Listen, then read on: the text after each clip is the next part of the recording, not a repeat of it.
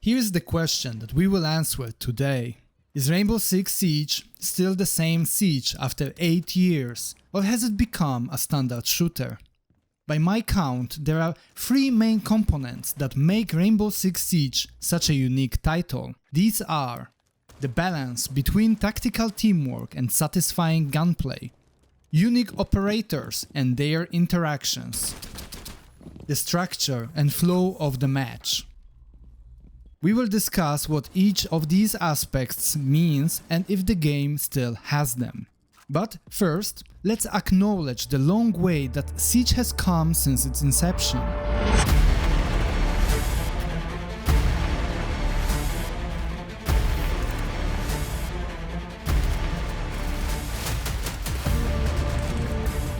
When reflecting on the journey of Rainbow Six Siege, it's astonishing to see how far the game has come. I still recall the moment when I purchased the game in late 2015. Despite the lack of significant hype surrounding the game, I was intrigued by the unique and intense gameplay showcased in the trailer. It was like a SWAT game on steroids, and I decided to give it a try despite not being a huge fan of competitive FPS titles. At the time of the release, Siege had its share of issues. There were technical and gameplay balancing problems, and the PC version lacked antivirus software, which is crazy to think about. Furthermore, the initial roster consisted of only 10 operators for each side, and the number of playable maps was also limited.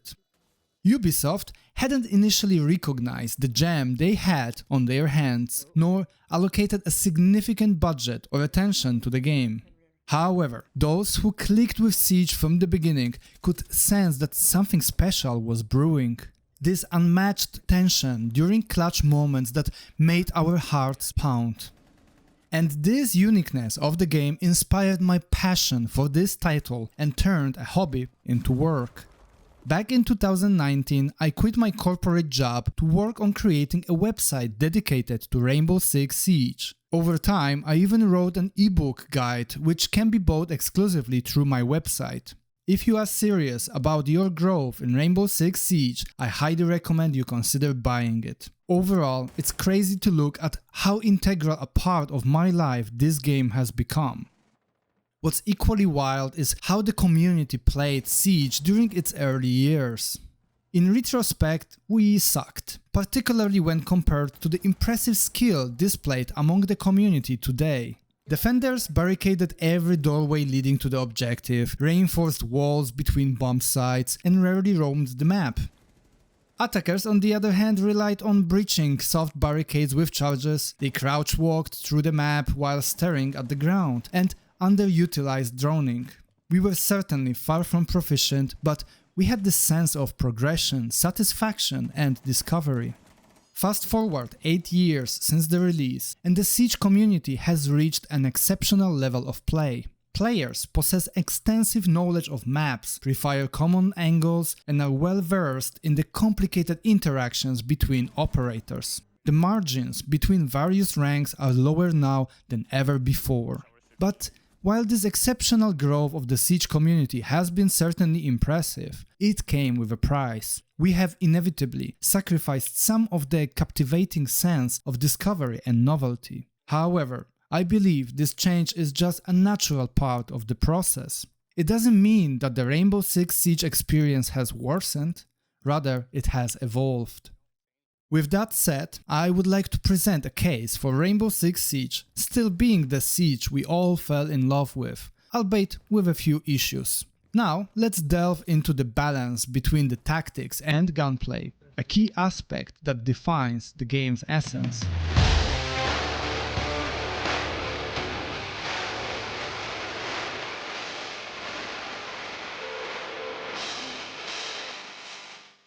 At the core of any first-person shooter lies the gunplay, and Rainbow Six Siege delivers in spades. The weapons feel weighty and impactful, with each shot carrying a sense of consequence. The sound design adds to the immersion, making every gunshot satisfying and intense. The precise aiming mechanics and different recoil patterns reward skillful players while still allowing newcomers to learn and improve. Leaning, aiming down sight, and movement of the character all combine to create a unique FPS experience. Whether it's landing that perfect one-tap headshot, making a crazy flick, getting a shotgun kill, or pulling off a clutch play in a high-pressure situation, Siege Gunplay provides a deeply satisfying experience that keeps players hooked. In fact, the gameplay in Rainbow Six Siege is my favorite in the genre.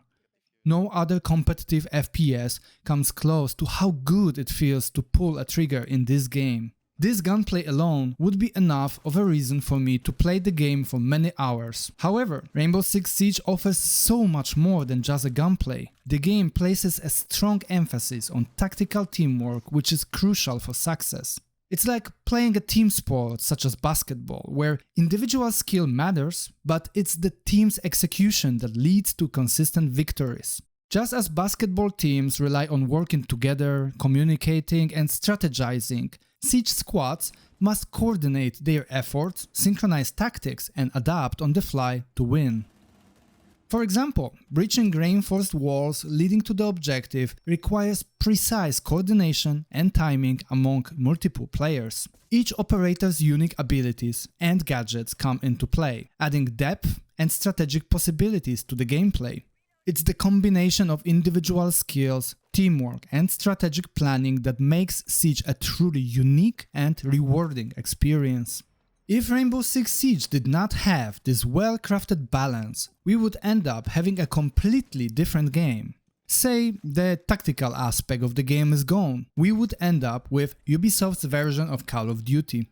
Or if the fun gunplay is gone in favor of ultra-realistic and tactical gameplay, we would get a SWAT title or a small-scale version of Arma. This delicate balance is what in a big portion makes Rainbow Six Siege a siege. So, has this balance been maintained over the years? I think the answer is yes and no. Yes, the balance has been maintained from the game mechanics perspective. Developers did not remove components that contributed to the strategic part of Rainbow Six Siege.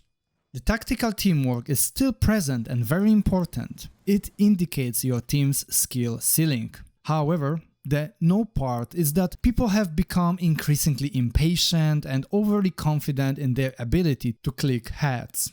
I see way more high-risk, high-reward types of plays these days. Defenders pick too much, throwing rounds especially when playing with an advantage. The attackers, on the other hand, drone way too little before entry to the building or before the initial push into the objective, dying unnecessarily with time remaining on the clock. Most of these types of deaths come from arrogance rather than lack of knowledge or skill. As once popular YouTube video character said, "Ain't nobody got time for that." But when you get into a squad that gives a fuck about winning and knows what to do, you can have teamwork and tactical play better than ever before thanks to an overall high skill level in the community. The game allows you to play tactically, you just have to choose to do so. And then, the trick is to find 4 other people with the same mindset, which might be the hardest part. In Rainbow Six Siege, operators are the backbone of its gameplay, offering a unique combination of loadouts and utility that is carefully balanced. Most operators have interesting appearances and backstories, enhancing the game's atmosphere and helping players form connections with the characters. Despite common complaints within the game's community about overpowered operators, I actually admire the developers' ability to keep coming up with interesting operators without breaking the game. Usually, we get a few operators in a row that do not significantly shift the meta, but are fun additions to the roster. An example of this is Thorn, who has enjoyable traps to play around with, but is not a must pick or instantly banned. However, every now and then, Ubisoft will release a more powerful operator who shakes things up. In the past, developers struggled with balancing such operators. A great example of an overpowered operator is Blackbeard, whose shields were virtually indestructible at one point. We also had Ella with an insane SMG, but over time, developers became better at releasing strong but not broken operators. Azami comes to mind here. She is very strong, can be very annoying to play against, and is often banned, but she's not broken. There are, however, two problems with operators roster at this point in the game. First, developers seem to have run out of ideas for new operator roles. It's not that the operators added are of low quality. They are actually very well designed, and that's not what I mean. It's more about the function each operator fulfills. Instead of adding new ways of playing, Ubisoft is continuously introducing operators who expand on existing roles. Let's take Azami as an example again. Her utility are knives that create a bulletproof barriers. As powerful as it is, Azami's utility fits a role similar to deployable shields with a more creative twist added to it. She reminds me of Goyo from a few years back when he had the Volcano Shields, who was a utility sink in the Rainbow Six Siege meta. This stagnation in available roles leads us to the second issue, with expansions to the roster, and this issue is redundancy. See, we have so many operators filling the exactly same role that they lose their sense of uniqueness and value. Furthermore, operator bans become less impactful over time. You ban Thatcher? No problem, we've got Flores, Twitch and Brava. And if needed, we can bring EMP impact grenades on other operators as well. You banned Thermite? Again, no problem, since we have 3 other hard breachers available at our disposal. As a result, it's really hard to prevent the opposing team from doing what they want to do.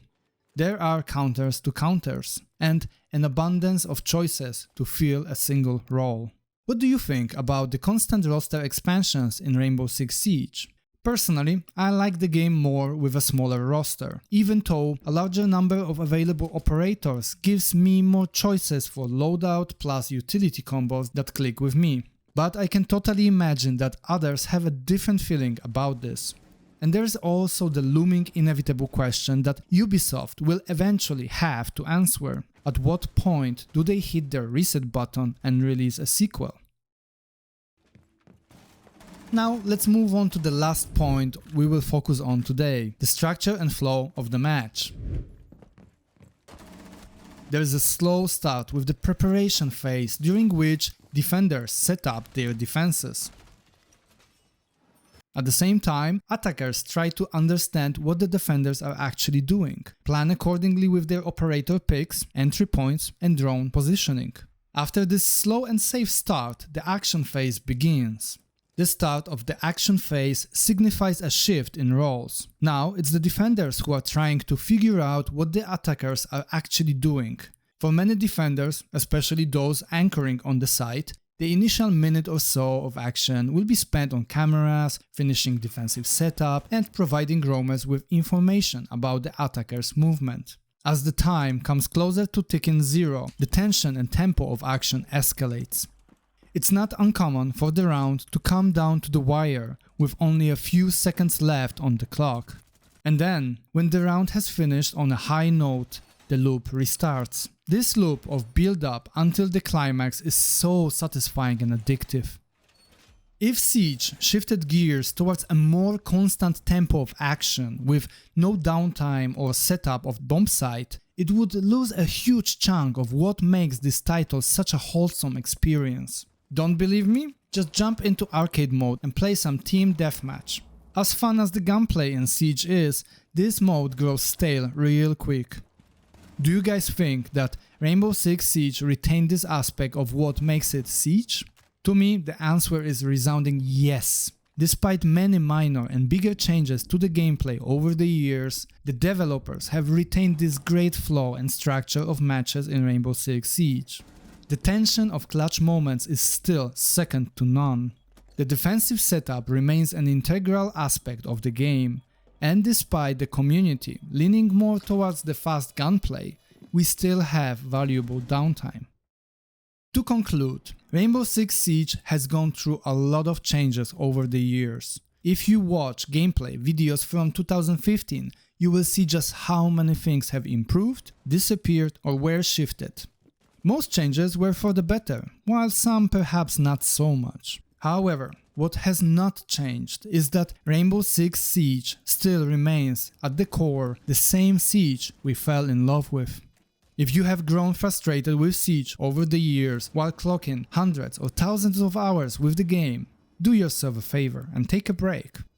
I've been there, took a long break and came back to my beloved Siege with a new dose of appreciation and joy. What do you think about the direction Siege is taking? How many years do you think Ubisoft will take to release Rainbow Six Siege 2? I will be releasing a lot of videos about Rainbow Six Siege on this channel. I am currently working on updating all the guides on my website and turning them into video formats for this YouTube channel. If you would like to hear more from me about Rainbow Six Siege, then make sure to subscribe to my channel.